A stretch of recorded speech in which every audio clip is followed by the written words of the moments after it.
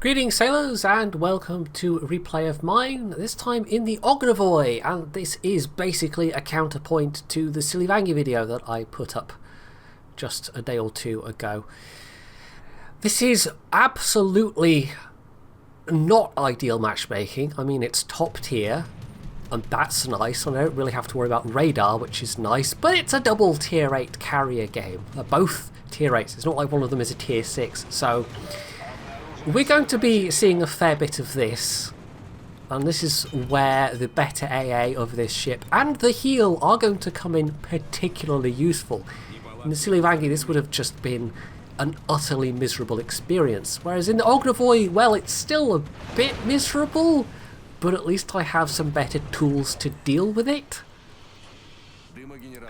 So considering the preponderance of planes that are going to be flying around, this is perhaps a bit bold of me trying to cap like this, and there certainly are enemy destroyers that could pose a problem for me.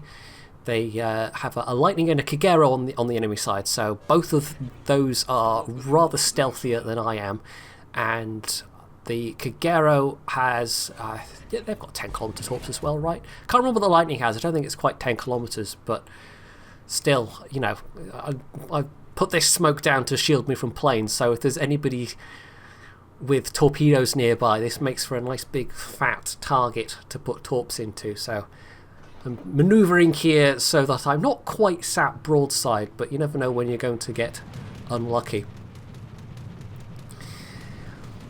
Now this isn't, by the way, the game that you may have seen the score screens for on Twitter. I did mention in the Siliwangi video that I'd had a couple of games, 2 to be precise, where I'd already managed over 100k damage in this ship, and one of them was the very first game that I played, but I chose not to make a replay out of that because frankly it was a fairly boring game.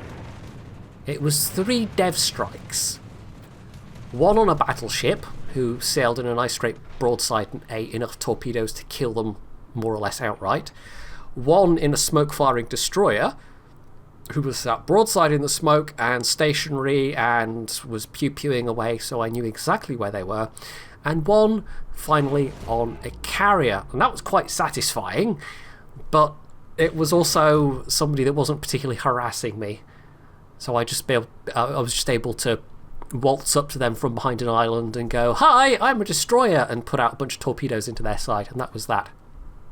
So that netted me about 115, 120k damage, something like that. But as a game to watch, yeah, it was pretty boring. This one, however, is obviously going to be rather more challenging for me just because it's dual carriers. I don't know how often that's a thing on the NA server, which is what this game was played on. I don't have many or really any of the Soviet destroyers unlocked on the EU server. It's not a line I've gone down. And it's one of the reasons why I started it on the NA server is because it isn't a line I'd played on the EU server, and I didn't want to just repeat a line that I already had. And I was aware going into it that once you get to the tier 7, was it the Kiev? No, the Kiev was the old tier 7, wasn't it? What's the tier 7 these days? The Minsk. That I had a choice to make, and ultimately decided I would prefer to go to the Ognevoi as a tier 10 rather than Khabarovsk. Hence picking out the Ognevoi, despite knowing it doesn't have a particularly stellar reputation. But as I pointed out in the Siliwangi video, it does have some things going for it. Principally, half decent AA for being a tier 8 destroyer, even though it doesn't have a defensive or anything like that. And also, it has a particularly fast reload for its torpedoes, all things considered. And when you compare it, of course, to the Siliwangi, which has among the worst reloads of torp armament at its tier, it really does become a fairly stark difference. Now, I'm quite close to being spotted here, and as you can see, I was attempting to draw a smoke for that Megami, but it was a bit of a doomed effort. I mean, I really just couldn't get ahead of them enough. I could have used a speed boost, of course, but they were also basically turning the wrong way for me to be able to effectively shield them. If they tried to make a turn prior to that point, I might have been able to do it, but yeah. And of course, I didn't communicate my intention particularly either. it just seems like one of those situations where it was happening quick enough that there wasn't really time to ask. Sometimes it's like that. Sometimes you do have time to ask, and then you should, generally speaking, but other times you'd have to make the snap second decision whether you're going to try and do it or not. And as it was, well, I kind of wasted the smoke, but at least I'm getting a little bit of a use out of it. Not sure why I'm firing at the Monarch here, though. I should have been firing at the much lower health one who's healed. Maybe I was assuming the Turpits would do the job. Anyway, lo and behold, as this is happening, despite the smoke screen here, the Kagero decides to go and drop some torpedo in the Turpits' face. And it's not necessarily a bad thought, but they just took a huge hit from the Turpits, and I'm here as well, so they're not going to come out of this alive. Which is great for me, because they can comfortably outspot me. But, of course, in the process of blasting away, I've made myself quite well known to the enemy team there, and taken a fair bit of damage myself. As has the Turpits, who's currently flooding. Not dead yet, but not in a good way.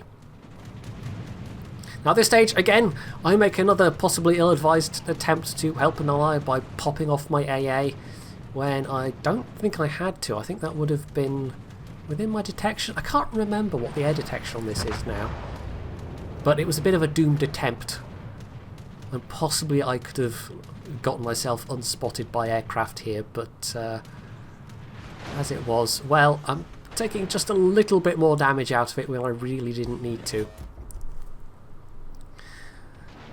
So of the ships that were on this flank, yeah, it's now just basically me and that rather low health North Carolina there, who's now absolutely attracting the attention of the carriers as a low health battleship. And I've not done a lot of damage so far, so it's not shaping up to be overall a great game. We do have the cap though, when we've delayed their forces and inflicted some damage on their ships that were here, whilst on the other flank we have actually been pushing them out of A. So overall this is going towards us. We have a points advantage and we have a few ships, but yeah, that North Carolina's not looking in a good way, and at that point I won't have anybody to give me any kind of AA support whatsoever, and the carriers know I'm here. So this could potentially get very dicey very quickly. And at that point all I can really do is pop a smoke and hope the nasty planes go away. And sometimes of course they don't. So a couple more planes to take care of. I've actually got another torp hit there and it looks like I'm flooding somebody a bit. But no, okay. Never mind, they have in fact repaired that, alas. And they're also capping at this stage. But that's not really my concern right now. My concern is these Lexington rocket planes, which could be very nasty indeed. So, yeah, it's not looking super good. And at this stage I decide, you know what, the nearest ship that could give me any kind of AA cover, and that would actually give me some decent AA cover, is the Lexington that's still here on the back line. And it's a bit unfair to the Lexington, because any planes going near them are of course going to spot them for these ships that are pursuing me. Though really it is just the Monarch. I think the Albemarle is quite busy just capping. But yeah, I absolutely need the help right now, because I don't have a lot of health to spare. That was my last heal. And yes, there's more rocket planes coming in. Hooray, just what I wanted. The implacable ones aren't quite so bad, at least. But still, I'm not exactly now sitting on a huge amount of health. I don't think I've got... oh, I can't remember the captain's skills name now. You know, the one that gives you extra health. Why? Survivability expert. There we go. I was having this difficulty yesterday as well. I don't think I've got survivability expert on this captain yet. I'm pretty sure I took superintendent for the extra heal. It's only a 10 or 11 point captain. I don't have a lot of particularly skilled captains on my NA account. I've got one 19 point captain, so I do have one captain to generate some elite captain XP with, but for the most part this is my pleb account, in that quite a lot of the time I don't even play with premium account time. So a couple more planes shot down, but obviously the Lexington's AA would have taken care of some more of them. And otherwise, well, I have a choice now. You know, I can play it safe, stick with the Lexington, and I think maybe that's what the carriers assume I'm going to do, the enemy carriers, because there aren't any more planes coming after me at this point. Or, seeing as how we're actually doing reasonably well and that Monarch is basically alone, I could try going for them. And that's what I decide to do, because I don't have a lot of damage right now. 32,000 isn't exactly spectacular by any stretch of the imagination. But if I can at least be unmolested by the carriers, who I hope are now focused on the fact that our team is pushing round into the north, then this lone battleship should perhaps make for a relatively easy target. And I do still have a couple of smokes left if need be. That's really my only defense against planes at this point. If any start buzzing me again, I'm just going to have to pop a smoke and hope that they go away. Now, I'm not entirely sure what the Monarch's original intentions were. It might be they were going to come around the south of the island and try and get the Lexington that they know was there, but maybe they decided against that, or maybe this manoeuvring was purely because they are now having to dodge Lexington airdropped torpedoes, but for whatever reason it means they are now in a slightly better position. I'm not having to worry about manoeuvring in terms of the island, and also if they were coming south around that island, there's a good chance that they would be coming towards me, whereas making a drop on someone who's traversing across your field of view obviously is much more desirable as a destroyer, because you can land many more hits that way. There, by the way, is one of the enemy Lexingtons, so that's rather interesting. And because these torpedoes aren't especially fast, and with the 5% module it gets them up to 58 knots, well, sometimes that's actually a bit advantageous, because quicker torpedoes would run out of range a lot quicker. Now, the grouping on that first lot is a bit awkward. I'm only going to hit one of those into the Monarch. The other two were nicely grouped up into pairs, which completely missed. But the Monarch is then going to take another one on the belt, which is very nice for me. That's me up to now 57,000, 58,000, and a bit of flooding. And because these are relatively slow, and because the Lexington is moving forwards, they're going to eat a bunch of these torpedoes as well. So this turned out to be a very nice drop indeed. I don't think these were even particularly intended for the Lexington. It was just serendipitous that they then slammed into the broadside of it. And as I say, faster torpedoes would have run out before they got to the Lexington, just because they would have covered the distance quicker.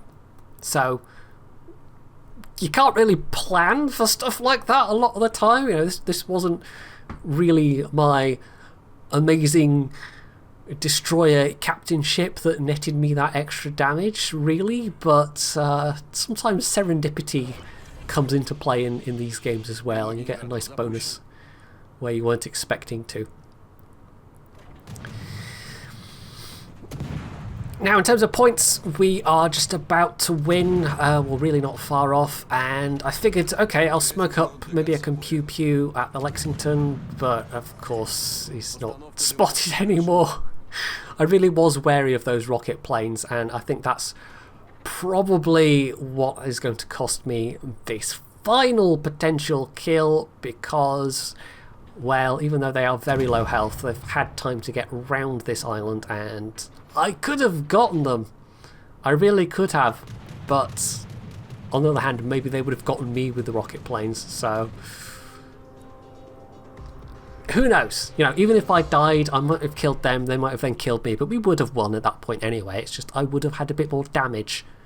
So perhaps a little too cautious at the end there. But otherwise, considering that this was a double carrier game, that could have gone a lot worse for me. It really could have.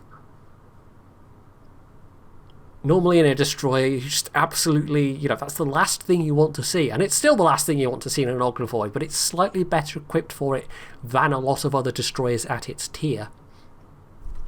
Because even at tier 8, Yeah. I mean, I pointed out the Siliwangi has not particularly good AA for tier 8. It's around what would be good on a tier 6 destroyer. But there are destroyers that have worse than that.